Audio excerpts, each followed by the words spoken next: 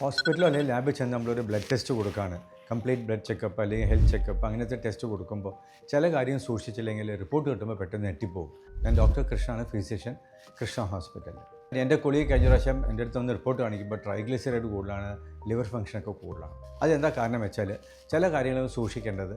രാവിലെ blood test ചെയ്യുന്ന മുമ്പ് തലേ ദിവസം ഒരു 10 മണിക്കൂർ ഫുഡ് കഴിക്കാതിരിക്കണം. പാചകം വെച്ചാൽ നൈറ്റ് ഡിന്നർ കഴിച്ചു കഴിഞ്ഞാലും പിന്നെ രാവിലെ ടെസ്റ്റ് ചെയ്യുന്നവരും ഭക്ഷണമൊന്നും കഴിക്കരുത്. പക്ഷേ വെള്ളം കുടിക്കാം, കോഫി ടീ കുടിക്കരുത്. പലരും അതാ മിസ്റ്റേക്ക് ഉണ്ടാക്കുന്നത്. തലേ ദിവസം നോർമൽ ഡിന്നർ കഴിക്കണം, സാധാരണ വീട്ടിൽ കഴിക്കുന്ന പോലെ. എക്സ്ട്രാ ആയിട്ടുള്ള ഫാറ്റി ഫുഡ് കഴിക്കരുത്. പിന്നെ ഡയബറ്റിക് പേഷ്യൻസ് ആണെങ്കിൽ അവർ നോർമൽ ഡയറ്റ് ഫോളോ ചെയ്യും. അതുപോലെ നോക്കിയിട്ട് മരുന്ന് കഴിക്കുകയാണെങ്കിൽ മരുന്ന് കഴിച്ചിട്ട് ആ ഷെഡ്യൂൾ അനുസരിച്ചിട്ട് നമുക്ക് ടെസ്റ്റിന് കൊടുക്കാം. ഫുഡ് കഴിക്കാതെ വന്ന് നോക്കുമ്പോൾ ചിലപ്പോൾ കറക്റ്റ് റീഡിങ് ആവണമെന്നില്ല.